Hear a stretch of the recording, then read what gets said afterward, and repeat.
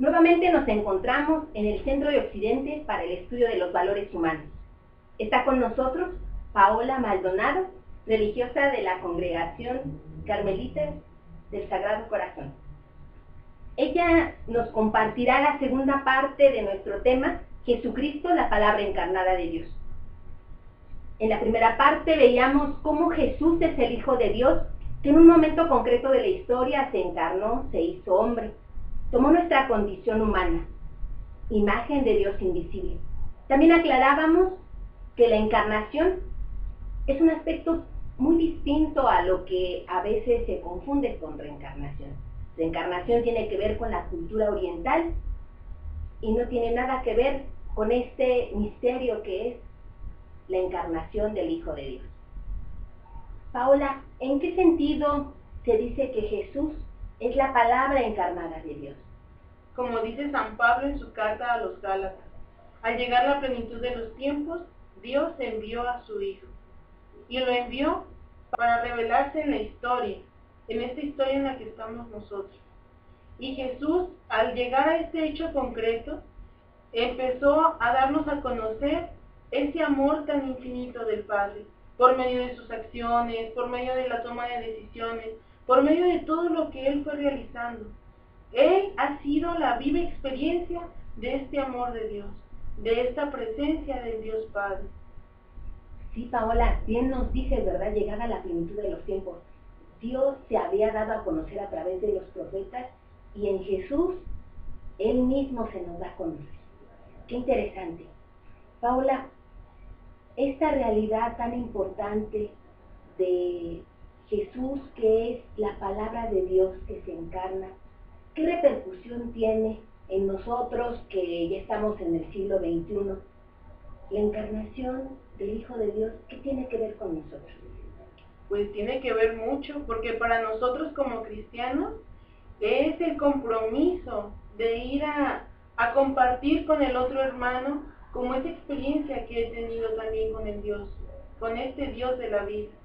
Pero algo muy importante, hay que tener en cuenta que antes de ir a proclamar esta experiencia, tengo que vivirla. Si no la vivo en mí misma, en mi historia, en esa historia en la que tenemos heridas, en esa historia que viene llena de tantas cosas, y si no lo vivo yo primero en mí, entonces no tiene sentido de que vayamos a los demás.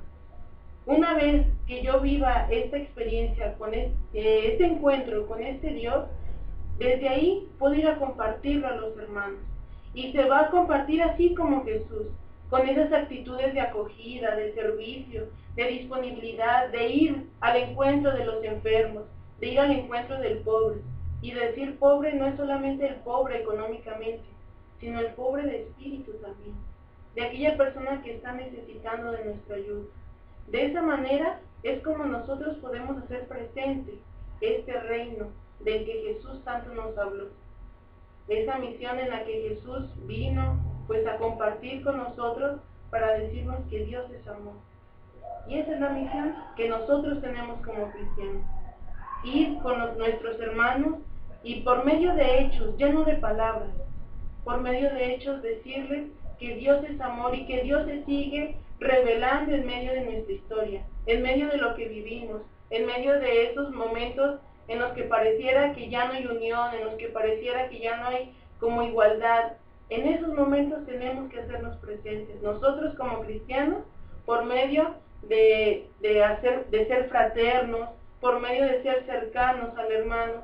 Con esas actitudes podemos hacer presente también a este Dios de la vida que se sigue manifestando. Muchas gracias, Paola, por profundizar en este aspecto.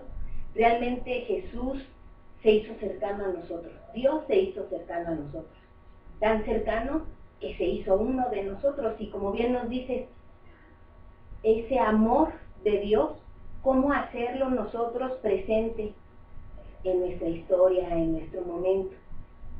Ojalá que lo que hemos profundizado en este momento nos ayude a cuestionarnos, nos ayude a ver qué tan cercanas son nuestras relaciones. ¿Realmente entre nosotros hay esa cercanía? Quizá ese llamado a profundizar en la encarnación quiere decir acércate, sé cercano al otro, compréndelo, y desde esa comprensión ayúdalo a resurgir, como Jesús lo hizo con nosotros. Que todos los que compartimos de esta fe en Jesús, el Hijo de Dios que vino a salvarnos, podamos, con la fuerza de Dios, hacer vida ese hermoso regalo de la fe y del amor que se nos ha dado. Muchas gracias, Paola, por estar con nosotros. No, gracias a ti, Ana.